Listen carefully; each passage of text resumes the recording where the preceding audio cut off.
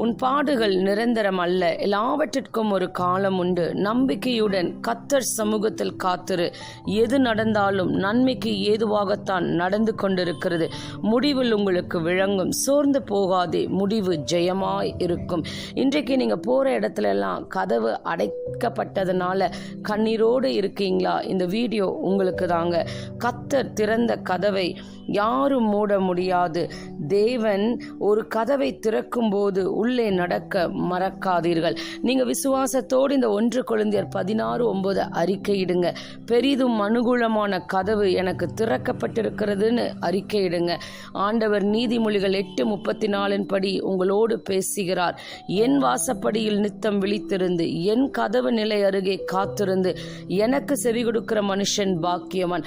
மனிதர்களுடைய கதவுக்கு முன்பாக நின்று கண்ணீரோடு வருவதை விட தேவ சமூகத்தில் அவர் வாசப்படியில் நித்தம் விழித்திருக்கும் பொழுது நீங்களும் நானும் பாக்கியவான்களாய் இருப்போம். ஏன் பார்த்தா, நானே வாசல், என் வழியாய் ஒருவன் பிரவேசித்தால் அவன் ரட்சிக்கப்படுவான், அவன் உள்ளும் புறமும் சென்று மேய்ச்சலை கண்டடைவான் ஆண்டவர் சொல்கிறார். அவருடைய வாசப்படிக்கு நம்ம எப்படி போகணுமாமா? சங்கீதம் 104 படி அவர் வாசல்களில் துதியோடும் அவர் பிரகாரங்களில் புகழ்ச்சியோடும் பிரவேசித்து அவரை துதித்து அவருடைய நாமத்தை ஸ்தோத்திரியுங்கள் அப்படின்னு வசனம் சொல்கிறது. நீங்க அப்படி போகும் பொழுது உங்களை பார்த்து ஆண்டவர் சொல்கிறார், இதோ திறந்த வாசலை உனக்கு முன்பாக வைத்திருக்கிறேன், அதை ஒருவனும் பூட்ட மாட்டான் அப்படின்னு சொல்றாருங்க. என்னென்ன வசனங்களை சொல்லி ஜெபிக்கலானா நீங்க சொல்லுங்க. நான் என் உத்தமத்திலே நடக்கிறேன், நான் கர்த்தரை நம்பி இருக்கிறேன், ஆகையால் நான் தள்ளாடுவதில்லைன்னு சொல்லுங்க. உங்கள் குறைவையெல்லாம் இயேசு நிறைவாக்குவார்ன்ற வசனத்தின்படி, ஏசப்பா என்னுடைய எல்லா குறைவையும் நிறைவாக்குங்கன்னு சொல்லுங்க.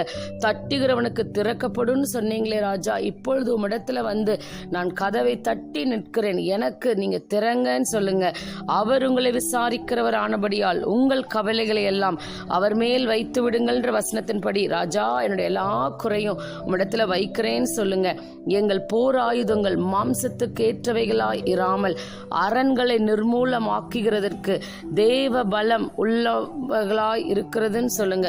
உனக்கு விரோதமாக உருவாக்கப்படும் எந்த ஆயுதமும் வாய்க்காதே போகும் சொன்னீங்களே ராஜா, எனக்கு விரோதமாய் உருவாக்கப்படுகிற ஆயுதங்கள் வாய்க்காமல் போக இருக்க தேவன் கிருபை தாங்கன்னு சொல்லுங்க. அப்பொழுது நீங்க இப்படி ஜெபிக்கும் பொழுது உங்களை பார்த்து தேவன் கொடுக்கிற வாக்குத்தத்தம், அவர் உன் வாசல்களின் தாழ்பால்களை பலப்படுத்தி உன்னிடத்தில் உள்ள உன் பிள்ளைகளை ஆசிர்வதிக்கிறார். உன் நீதியை வெளிச்சத்தை போலவும் உன் நியாயத்தை பட்ட பகலை போலவும் விளங்க பண்ணுவார். நான் வானத்தின் பலகணிகளை திறந்து இடம் கொள்ளாமல் போகும் மட்டும் உன்னை ஆசிர்வதிப்பேன்னு சொல்கிறார். கர்த்தர் உங்களையும் உங்கள் குடும்பத்தையும் ஆசிர்வதிப்பார். God bless you.